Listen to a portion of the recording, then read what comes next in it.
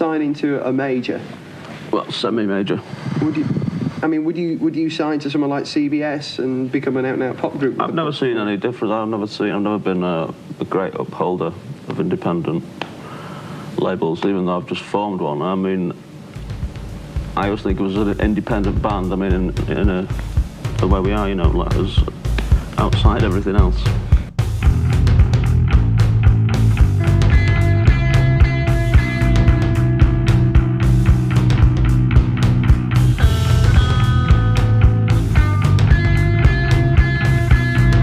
Yeah, we are the Fall and we are the best.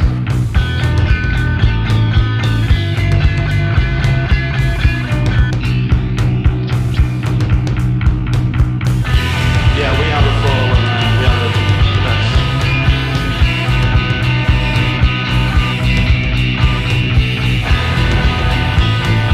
Yeah, we are the Fall and we are the best.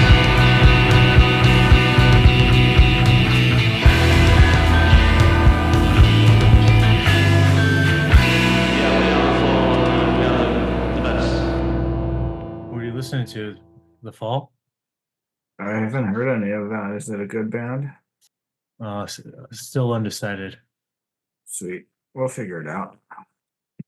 We'll get to the bottom of it. All right, friends. Welcome back to the 1988 year. And can you hear this fan in here? I can't hear it. Okay, good. Sweated my ass off in here. Air conditioner's not up we and just- running. Yeah, we just had band practice, and then I'm just like, I'm gonna sit in here, just sweat some more. It's not gonna get better. But this is a good way to listen to this album, I think. A little unique experience. Probably elevates it when you're a little bit delirious. Maybe adds a little bit more interest to this. All our friends are here, so we might as well jump into 1988's The Frenz Experiment. Now, the real question is, would you and I be friends if we weren't doing this? Yeah, I don't know if I'd count you on my one hand, but sure, we'd be friends.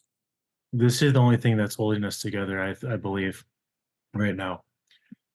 And this is actually going to be a taxing and tolling experience, an experiment between us, because this album is, well, should we get into personnel or should we get into overall? Because there's a lot to get into on this. Not that it's bad and not that it's particularly good, but there's a lot to get into here. And we got a different producer, right? So who do we got, Steve? We've got a couple guys. We got Simon Rogers doing a lot of the tracks. Mm-hmm. 1, 3, 4, 5, 7, and 10. Mm-hmm. And then we got Grant Showbiz on 2, 6, 8, and 9. Just looking at that, which of those track groups do you prefer? The Simon Rogers produced tracks or the Grant Showbiz selections? Ooh, I'll take the newcomer. I'll take Simon Rogers sitting behind the deck. Which ones do you like of the Simon Roger productions? I like the leading track, Friends. Steak Place is also a good song. Steak Place, definitely interesting. Yeah, I mean, it tells a good story. I think I got to take Grant Showbiz because those are my favorite tracks on this, I believe. Yeah, I think I got to take the Grant Showbiz production. But it's going to be interesting. Let's listen as we go through here to see if we can pick out the differences in their styles, because this album in general is kind of, I read it someplace that it was described as kind of a sterile sounding album because it's very clean. It's not a lot of, and I went back and listened to This Nation Saving Grace because it was just the last in my queue. And This Nation Saving Grace has a little bit more saturation to it, which definitely is fitting to the fall. And I do get where that's coming from when they're saying it's a little too clean and it's the production. I was so excited that they were going to go, even though it was fun and I liked all of the John Leckie experience. It was cool.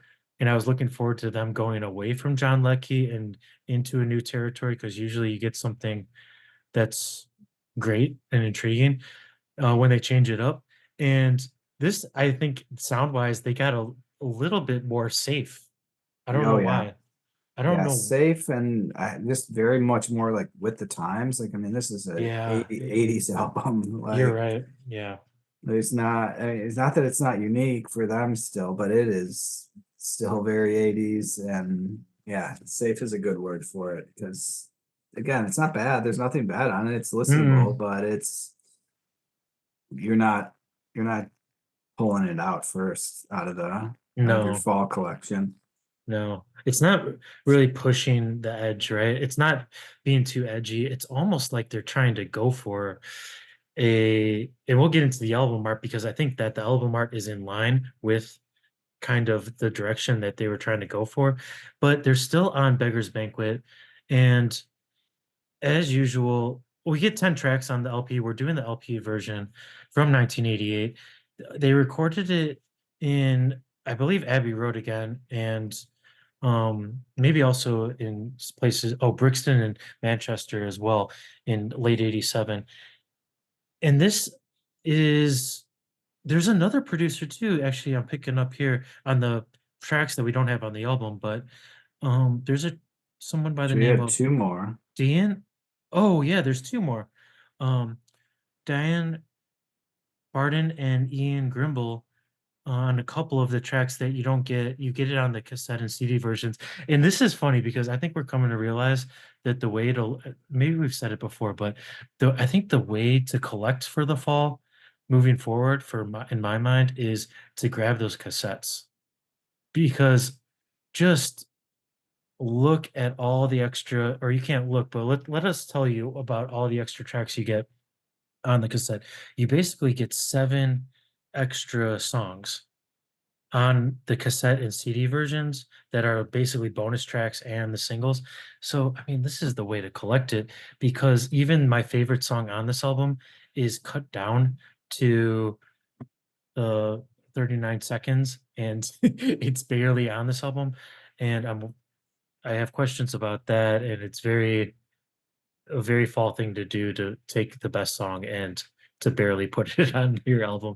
So let's get into this one. We got on in the fall in 1988. We have Marky Smith, Brick Smith, Craig Scanlon, Steve Hanley, Marcia Schofield, Simon Wollstonecroft, and then Simon Rogers is on guitar, saxophone, and keyboards. Saxophone, nice. Yeah. I like it. And yeah, and this is kind of Marcia's proper introduction as, on a proper LP form. So this album, we should tell you, if you didn't already know, and most of the fall heads do, but especially our UK fall heads, this original album also came with a 7-inch bonus disc, I guess, that we do not have, but the 7-inch included 2 extra tracks. And yeah, so we got 10 tracks. Let's get into it. Should we just jump into see how Mark enjoys, Yeah, let's see what his life is like. Okay. We have friends.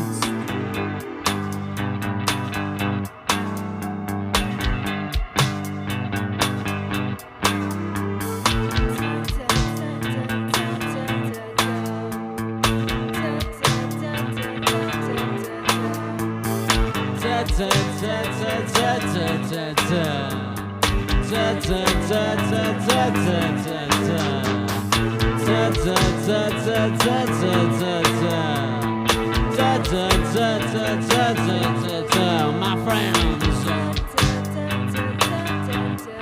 gonna tell you about my friends. My friends ain't enough for one hand. My friends ain't enough for one hand.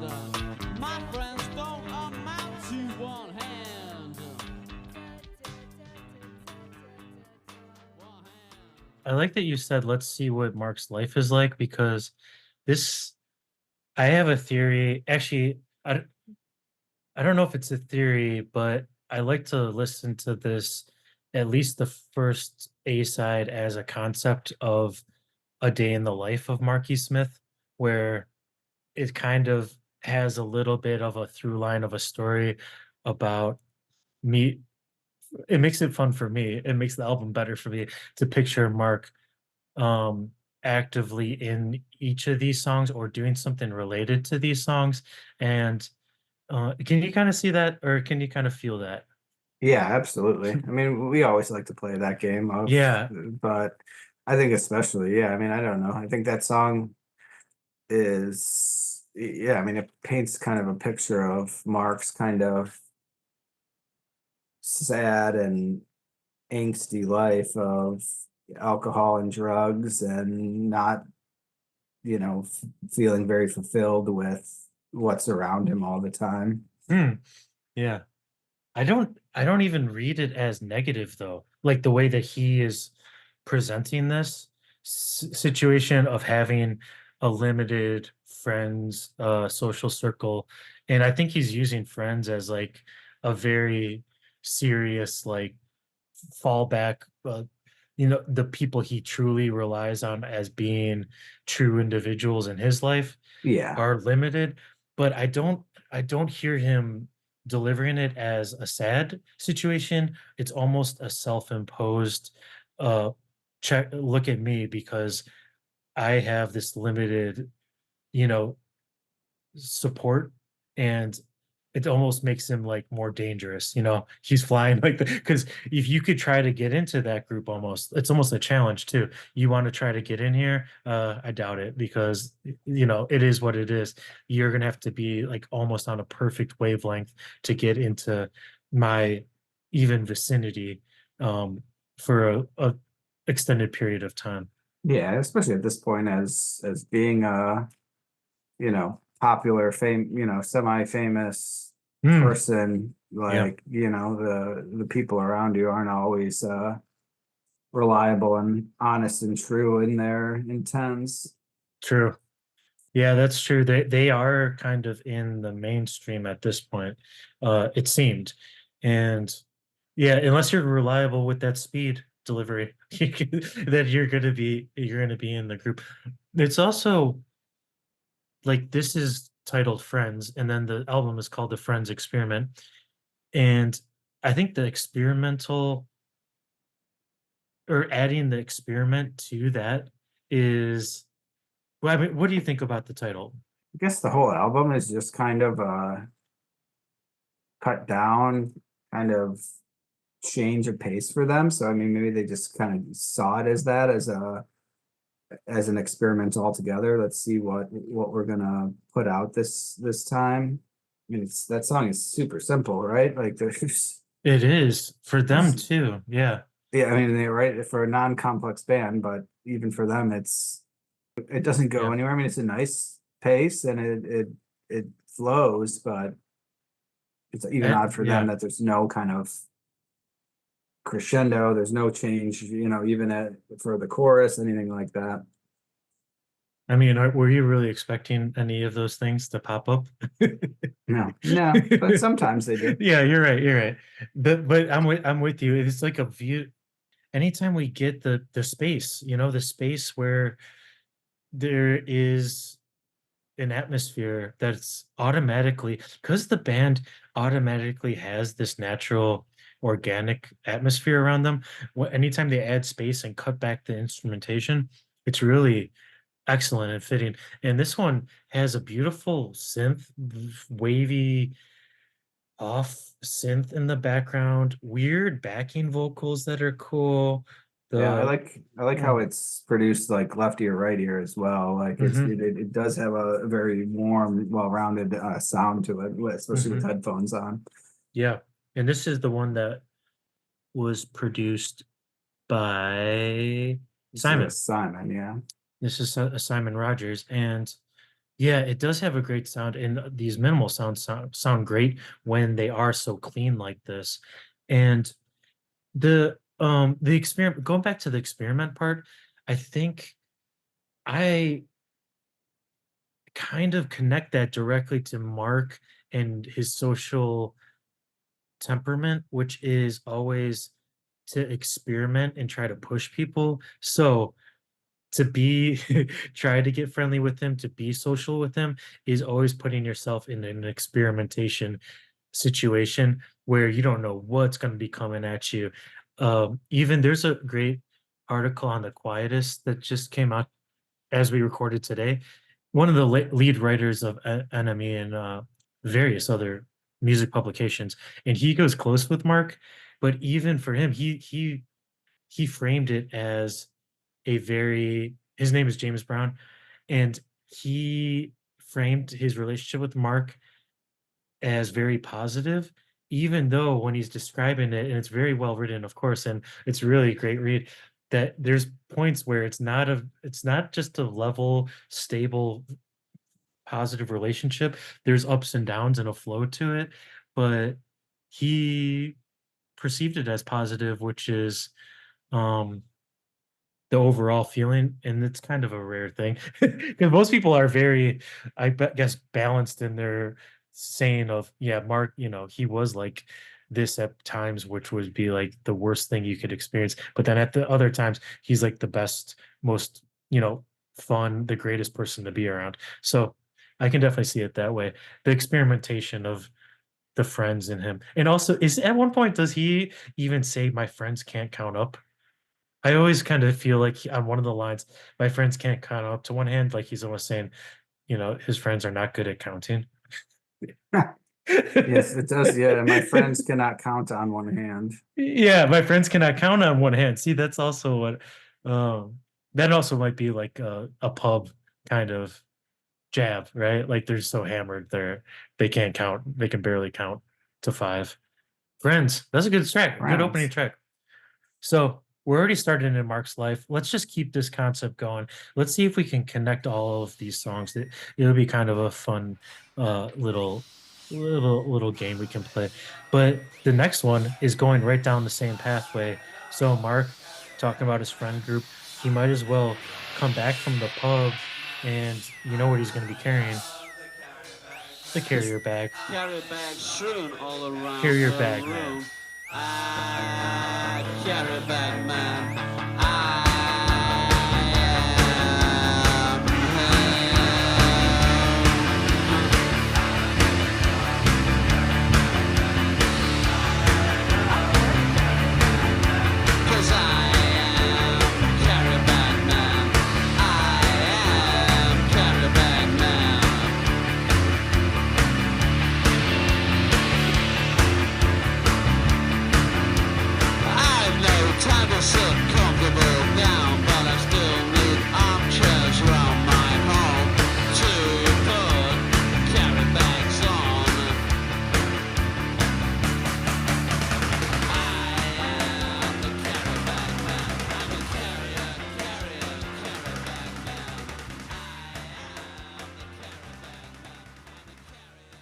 So now we're walking around town with Mark and his supplies, and also head into the crib and putting up our supplies around the flat.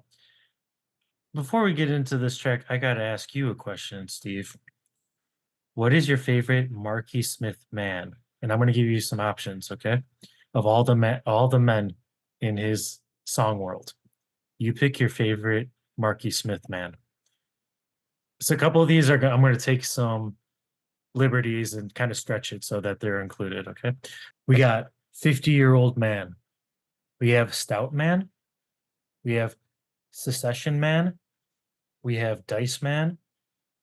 We have ibis afro man. Green-eyed loco man. How I Rode Elastic man. That man. Paranoia man and cheap shit room. Guessed it. Oh, no, not that one. Carrier bag man, of course. And also, I'm going to throw in half found boar man. Which man do you like from the Marky Smith world of men? It has to end in man. I think my favorite guy he talks about is my friend Mr. John Keys. but Oh, okay. So you're going to an actual man, named man. John Keys, the named man. Okay. I do. That's acceptable. That's acceptable. That is a man, and that is a man song. Okay. That's a good pick. I didn't have that on my list. I guess, yeah, I guess I could throw in a bunch of other yeah. the At titled that point, people. All the the people. the Oh man, man. every man he's talked about, Yeah. I was going for actual man carry or bag man. man. Oh yeah. So I have so many Okay. favorites. Oh, it's so Yeah. hard. With the man, I'm gonna go with the Elastic Man. You like the Elastic Man? Yeah, Yeah. that's a great choice too. I like that man as I mean, I like that man because I like that song a lot. It's so different than anything they ever did. And of course, Dice Man is so rock, and I love Dice Man. But know what I'm gonna have to go with? 50-Year-Old Man. Because every time I listen to 50-Year-Old Man, it makes me fucking laugh my ass off. I just don't know why. It just like tickles me that song. It's so hilarious on so many levels. And also, Mark, I think his soul was always a 50-year-old man, even though he always behaved as I'm going to say a 20-year-old man. His soul was always a 50-year-old man. So I think as a Marky Smith man song, that's like kind of the pinnacle of, man for man. Okay, so let's go to the Carrier Bag Man though. I like the drums. Do you know that he mentions Steve Albini directly in 50-Year-Old Man? Yeah. Shout But out. shout out. But yeah, the drums I think carry the song for me. Yeah. Great fills, great drumming. And no, it does it for me, which is the same thing but different, is the guitar. The guitar on this one, and I kind of put it on Craig Scanlon. The credits on this album, we should say, are totally fucked. They're just because the majority of them are just Marky Smith, which we all can agree is definitely not the case for all of these songs. The guitar, I gotta assume, is Craig Scanlon, and I just love the chunkiness of it going through the whole song, and then it just finally kind of unwraps itself for a couple sections, which are really good. I love the guitar. I love the drums as well, but I want the drums to be blown out. The drums are so, it's almost like they didn't touch them after they recorded it. And this is the Grand Showbiz track. So whatever they did, or whoever mixed this, they got the same sound across tracks, because I can't really tell the difference. There's just a little bit more weirdness at the beginning of Carrier Bagman. Yeah, I mean, it was engineered by the two subtle producers, the Ian Gimbel and Dean Barton. Oh, this one was? All of them were Oh. engineered by those two guys. Oh, engineered. Yeah. They did a good job. I mean, the engineering is basically capturing a very clean, good sound, which they did a great job with, but it's the producer's job to, in my mind, fuck things up a little bit or actually get them elevated. And it almost sounds like the engineers, Ian and Dean or Diane, it did such a good job. They're just like, oh well, that's good. And also they're at Abbey Road for part of this, so they're getting great sounds. But the fall just need that little extra edge, and usually they get it on stage because they're turning their instruments up and they're able to blow out things, or the sound guy is usually working with a crappy blown out PA system already, so it's already making it sound like a better version of the fall, or what the fall usually sound like. But Or or what they want, or what they're what always they kind of want, trying yeah. to sound like, right? Yes, exactly what they're trying to capture. So it makes sense that they went, not to go back too far, but it makes sense that they went to the hacienda for Tempo House to record because they're just always searching for that live feel. Once they get in the studio, it's almost like they automatically contain themselves in a box that they're not really used to at this point. It's not his best lyrics, but the line that always gets me and that's hilarious is, I've got no time to sit comfortably down, but I still need armchairs around my home to put carrier bags on. I just like that a lot. I know some people are like, that's fucking, that's just lame Mark lyrics, but I actually like that. It's the mundane things that he makes either funny or weird, obscure, or just kind of abstract that I have to always appreciate. Yeah, it's always fun to try to like pick out what simple mundane thing kernel started the avalanche, right? Like, Yeah. Yes. one time someone's like, Hmm. how do you even sit down? There's just carrier bags in every chair in the house. And he's like, Mhm. oh, great. Okay, perfect. Let me get my carrier bag out and get my piece of paper down and write that little kernel down, and we'll make something out of that. That's right. That's right. That's totally right. And yeah, just looking around the room, he's able to frame it so well, right? It's not just I have armchairs around my house, with carrier bags hanging all over him. He doesn't frame it like that. That's too easy. He puts it as almost a punchline, which is a true writer. You have to really just finesse it until it's really just hitting home. Let's move into the next track. So we got, we're in a day in the life of Mark so far. We go meet up with his friends at the pub. He is walking home, gets his carrier bag, maybe gets a couple fresh carrier bags from the old shop filled with some supplies, heads home, puts them on the armchair, and then what happens? I'm not quite sure yet, but let's try to figure out how this next part of the day in the life of Mark works as he says, get a hotel. Get a hotel today. Go get a hotel today. Go get a hotel today. Before the idea slips away. Get a hotel. Go get a hotel today. That was the first question raised. There was a question raised. Get a hotel. You wanna get in? You wanna get in?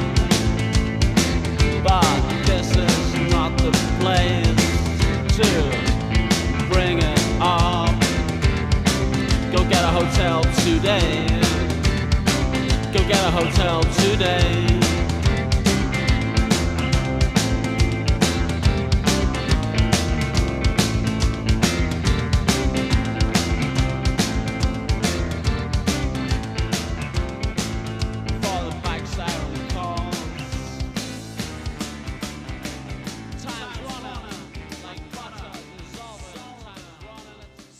You know what band this song reminds me of? Modern Band. It's a band I especially like. I don't know if you're really a huge head of this band, but they're from the Midwest. 4-piece band. Lead singer doesn't play an instrument. Lead singer kind of has a vocal style and lyrics that I very much align with a Marky Smith style. That's actually why I like both of these musicians. It's near Chicago. Detroit? Yeah, it's from Detroit. Oh man, I can't think This of the name band of is the band. this band is from Detroit. Oh man. If you're trying to look up this I am. I'm this trying to name think. without knowing it, it's going to be very difficult too. Okay, do you want me to tell you? Yeah, I'm gonna have to. I know it, but I can't think of the name of it. This song reminds me of, in a lot of different ways, Proto Martyr. Yeah, that's exactly what I was thinking of. The delivery of the vocals, the lyrics, like I love the way that Joe Casey of Proto Martyr writes lyrics, and Marky Smith. They're kind of aligned in that. Joe Casey, I want to have on the show because I know he's a big Fall head, so I think he'd be a great chat about the Fall discography. But this song is really, it just sounds like a Proto Martyr piece of DNA because the bass, Steve Hanley is wrecking it on the bass and is very aligned with that kind of dark, brooding sound. The drums are so good. Proto Martyr's drummer, I don't know his name, but that's one of my favorite drummers current. And everything about it is so good. I like, yeah, the whole thing that, yeah, the kind of the brooding, and then just even the kind of the quick drumming, like when they're talking about time is running, time is dissolving, time is melting, and he's just kind of getting faster and faster on the tom, or on the, not on the tom, but on the cymbals. It almost sounds like or the jazz little jazz finger things. Yeah. And this Yeah, was the rockin'.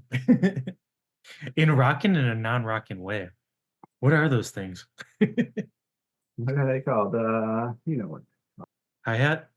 I mean, it's definitely not what they are, but what is the drumstick? What, brushes? Yeah, the brushes. Oh, brushes. Yeah. Yeah.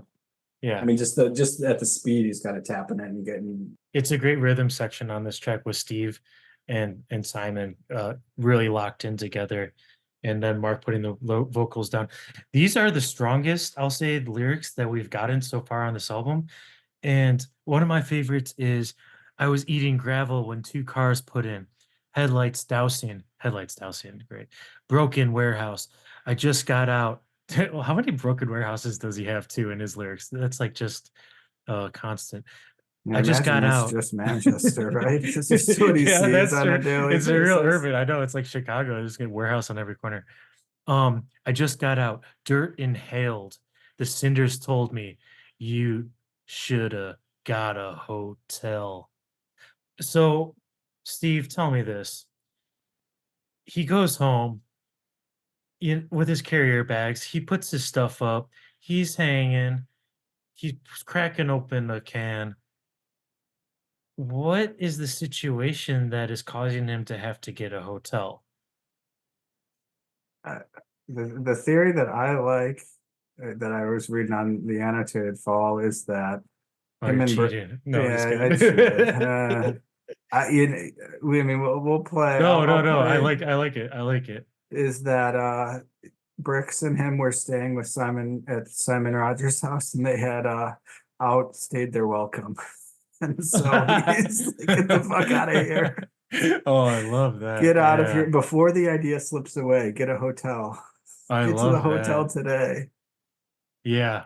That was Mm. the first question raised. You think you want to get a hotel today? Yeah. It's been about 4 days now, guys. Yeah, the first question raised is the thing that sparks it, right? So the way that I've always pictured this is, he comes home from the pub, from the shop, but then he gets into an argument with Bricks.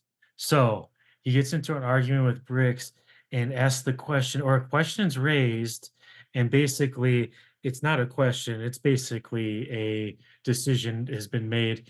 Mark's got to head to the hotel. Mark's got to, he's got to, there's an argument, there's some sort of situation that is not conducive, and this individual, Mark, or some character, needs to get out of that situation.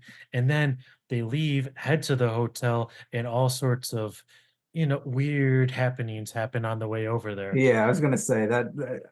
I feel like getting out of Simon Rogers' house could have been the kernel that started it, but the rest of the song doesn't really fall in line with that. Mhm. Yeah, I mean, it could definitely. Mark is pissed. He starts a bender on his way to get to his hotel room, and before he knows it, he's eating gravel.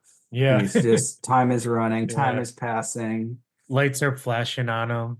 There's a bell siren. Maybe a biker is trying to like go around his body. Yeah, I like Ding ding. the time is running like butter dissolving. Yeah, I love that too. Especially the first time that comes in, it's just like Yeah, hitting like a chorus. That first chorus break is it's Yeah. great. Yeah, it's really good. Yeah. I'm liking honestly where we're going so far, and then we're going to jump into a fresh cover, which the fall does a good mean cover. Let's listen to their cover of the Kinks. Beautiful. Victoria. Yeah, I definitely was listening to the song and I was like, man, I really like this song. It seems very, really familiar to me. And then I listened to it a couple more times, yeah. and then I finally was like, Mark is actually singing on this song. It's got to be a cover song. Let's Yeah, find out. definitely. Let's find out who it is. That is the telltale sign is if you hear him actually kind of singing, delivering a melody, you know that he's basing it off of someone else. And Someone he's else. and he's got it. I just don't know if he He doesn't know how does. to. He doesn't know how to like write it for himself or like how to write music in a way besides copying it. But like, he sounds Yeah, good when I he's don't know. singing. That is a good question. Why doesn't he do it more? I don't. It's all like written word when he's delivering it. I mean, not It always, but is. You're right. like, It's delivering it off of a page instead of delivering it off of a melody, a melodic uh musical thing. Mark is not the musical being that ideally he would want to be, but he just makes it work. And basically, one component of that is dictating to a band when hears something good, and then he puts the words on top. It's kind of that simple. He doesn't have the skill to write melodies, even yeah, no, though, yeah, I agree. Yeah, I mean, I feel like I'm kind of that way. Like, I love music. I listen to a lot of music, but any time in my life that I have tried to like play it or create it, it is just it's just not in my wheelhouse of like a it skill set that I'm like, I don't, it's not something that I can even learn or practice enough to be is, good at. yeah. I mean, it's such a as much as people want to think that making writing a melody is such an organic beautiful situation, it's such a technical skill. Like once you get down to the basis of it, it's basically the same technical skill as writing a dense poem, phrasing of lyrics that Mark does. It's the same thing, it's just in a totally different domain and realm. And he's got one of them, but he just doesn't have both of them, and it's so rare that someone has both, right? Where you're making such top of the line lyrics and also writing the craziest melodies that actually elevate the lyrics or vice versa. It's just like an interesting thing. Yeah, and I mean, to write a melody and lyrics at the same time, you kind of have to be willing to compromise the lyrics quite a bit to fit it to To fit structure this, it, yeah, yeah, yeah, fit the sound true. versus you've created one thing, the words that you're like, these are the words. I'm not necessarily willing to change them all that much to Hmm. fit a sound. Yeah, no, that's right, that's right. Yeah, that's what it is, though. That's what it is. But then I like that Rick says that this song they tore it apart, they rearranged it, they took it down to the bone. I'm paraphrasing. She says that, but then it turns out that the song sounds like almost exactly like the original. Exactly. Yeah, It just absolutely. sounds so close to it. Yeah, I Man. listened to the original a couple times and I was like, I don't, yeah, Oh, should we give a shout out to Tansy McNally of the Blue Orchids because this is basically her favorite band covering her favorite band. That's pretty nice. When in your life do you get to experience that? Your favorite band doing a cover of your favorite band. I mean, I can't think of what would yours be? I mean, if you can make it up, you could have your favorite band cover the favorite song from another favorite band. oh, what would you like to hear? oh, let me mull that one over. Yeah, I think don't even about this. necessarily know who my favorite band is. I mean, that's a hard question too. But yeah, you have a favorite, you like the original or you like the fall version? Oh, I love the Kinks too. And honestly, if I'm going to have a band that delivers, like we were talking about, something melodic, I really, I do want the band that can deliver the very melodic thing. Also, the Kinks version has so many layers that are so cool. And this is kind of like a live recording of a song. There's not many overdubs that I hear, even if they did. It sounds very like a live take. So the Kinks version is, it's hard to beat it. Yeah. I do like how rough this one is, and I do like the music video. The music video is entertaining for this song. And I think they thought that they were going to be brought or invited on Top of the Pops, the TV show, because this song was doing so well. But for whatever reason, the Top of the Pops never called them up. They were all like getting ready. Even Bricks and Marsha were like, "What should we buy? You know, what should we wear?" What they're kind of thinking about how they were going to be making the visual appearance look cool, and then they never called him up and invited him. So Yeah. that's kind of bogus. But that's also kind of, I don't know. From if I'm Top of the Pops producer, which God help me, but if I'm Top of the Pops producer, if a band that's doing a cover, that's not what I want, That's not what I want to eat.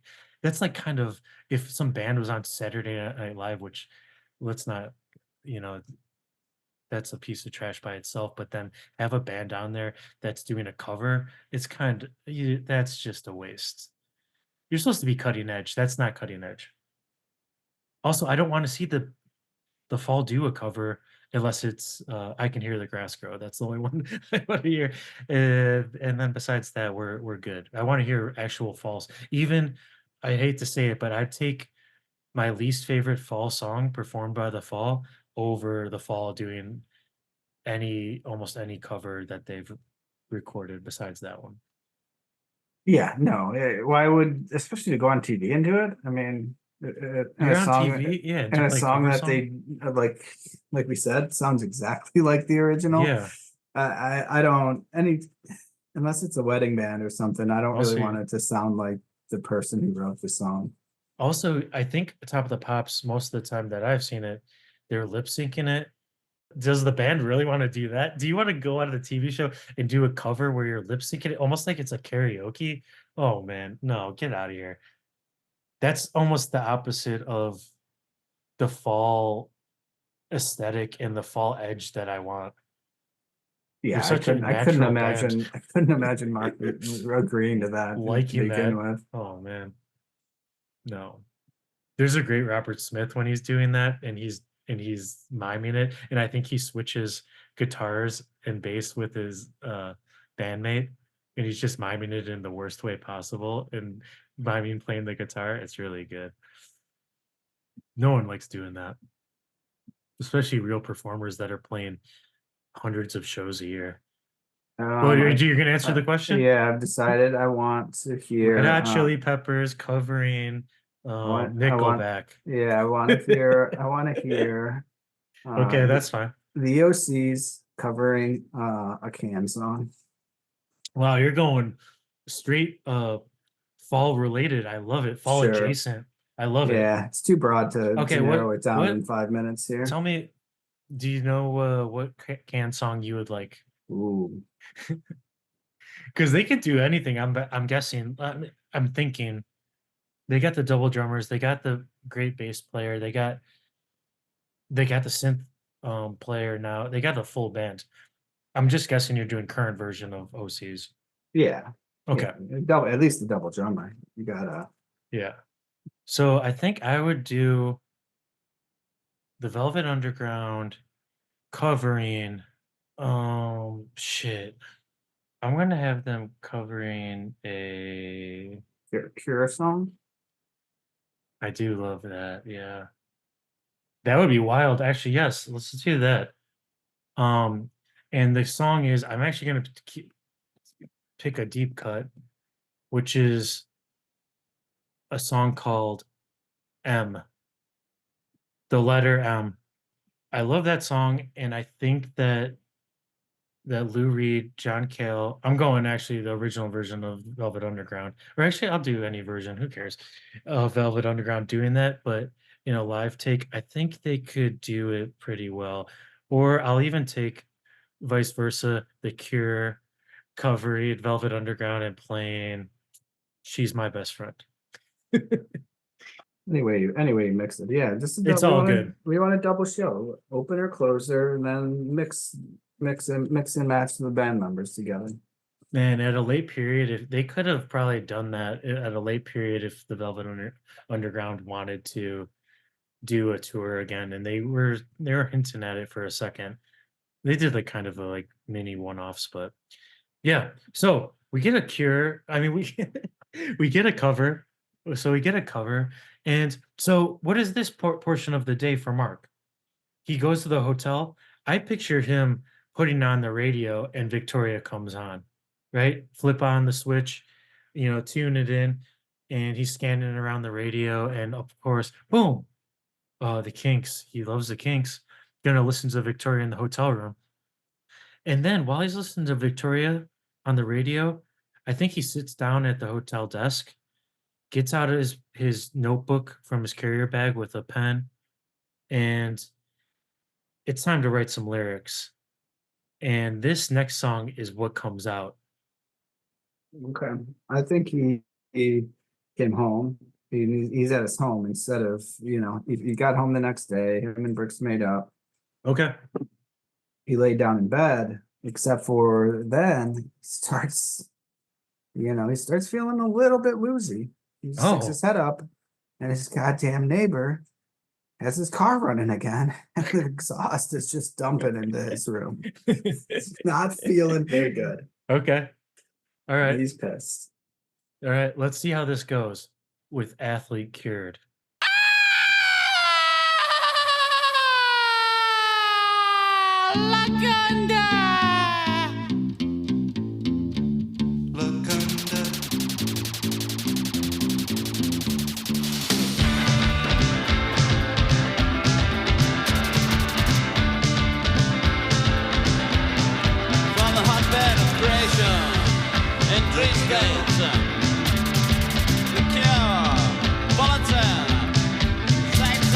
Was in no pill.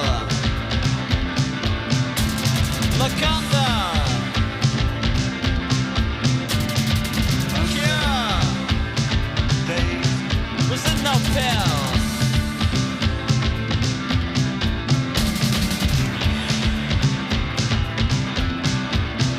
The German athletic star was continually ill. For months, doctors were puzzled. The star would complain of the smell in his room. On visiting him, this was found to be true. An odor resembling hot dogs permeated the whole bedroom.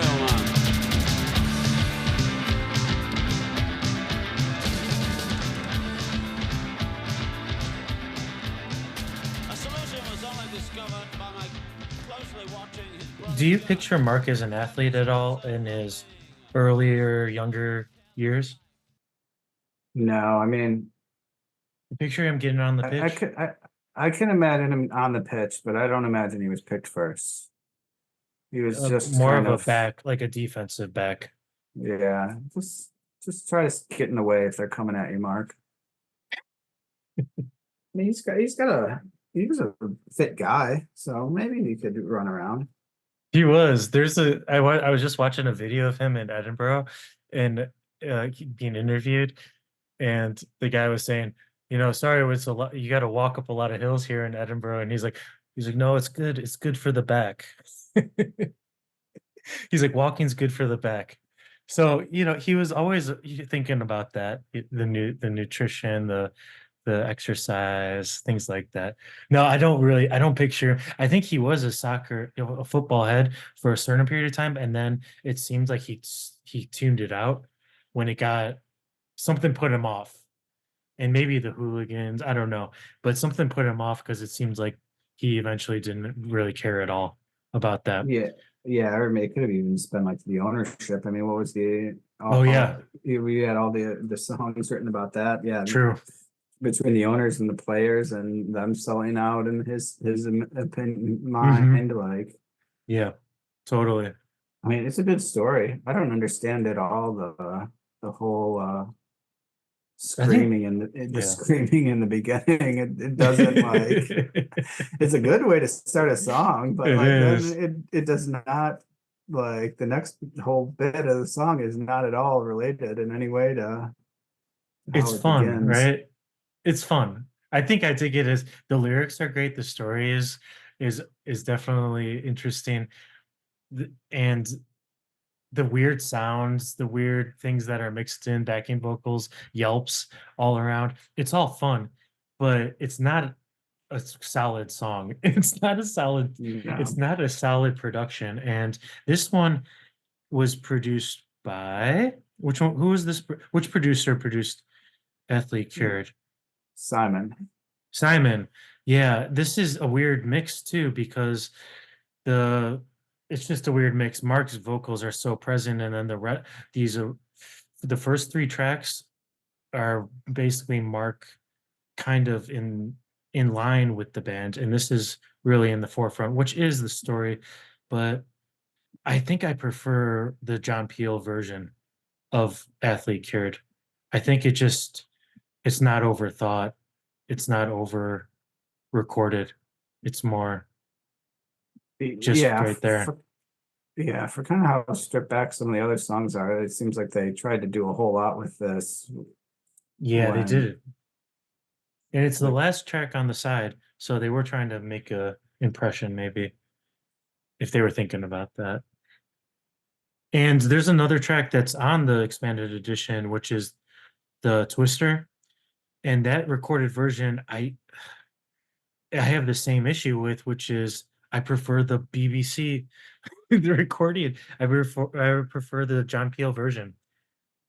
I don't know if at this point in their career they were almost overdeveloping and or playing a song so much live that they would just say that's how it is now.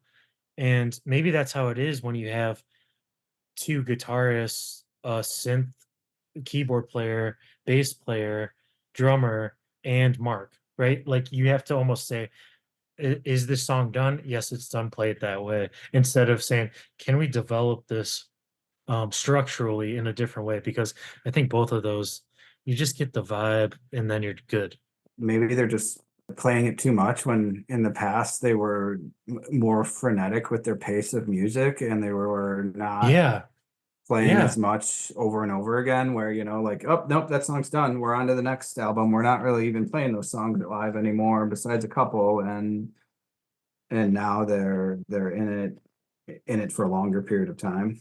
Yes, exactly. Almost like they're sitting on it, right? They're sitting on it instead of trying to capture it when it's really at its point. Because it does seem like at times that they're capturing it at a point where it's become kind of stale to them.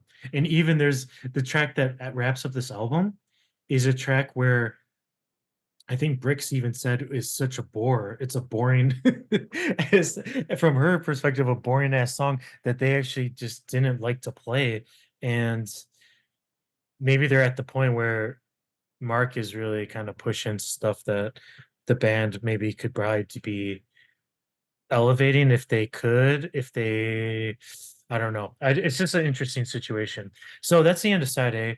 That was the side A is also has a title which is called Crime Gene, and the B side is called Experience. And the original title for this album was the combination of those two sides called Crime Gene Experience. And as we talked about in a previous episode, the Crime Gene Experience, actually the acronym for that is CGE, which apparently is something that Steve and I are not familiar with, is some sort of thing you get, maybe like maybe American wise it's the GRE, or it's like something, what's it called, Steve, when you graduate high school without your diploma but then you get your passing thing certificate? The GRE. GRE, yeah. So I kind of picture it being something like that, where it's like passing your levels. And the story is, maybe it was that, I don't know. But how do you feel about Crime Gene Experience as a title, alternate title, versus the Frenz Experiment? Which one do you like? I like the Crime Gene Experience is much more interesting title name. I think it's much more interesting too, but also if we did a combination and I could get Crime Gene Experiment, wow. You want the Crime Gene Experiment? Yes, please. It's the new album by I don't care. I do not care who the band is I want the crime gene experiment. Experiment. I want the crime gene experiment, please. Or is that the name of the band? Please. Yeah. The I'll take shopkeep. two. Yeah, I'll take two. Yeah. My buddy Steve wants one. I'll bring it back for him. Thank you. Okay, so that's the end of side A. We hope you enjoyed that. We're about to flip this album over, get into the album art, and get into a bunch of very different and I'll say very new territory for the band sound wise on the B side. So if you like what you're hearing and you don't want to wait, you should go over to Patreon and join us on Patreon and become a We Are the Fall head. Get your We Are the Fall bumper sticker, slap it on your container truck, and let's go forward. Otherwise, we'll catch you on the other side when we see you then for the Frenz Experiment continuation. So, We Are the Fall. We are the best.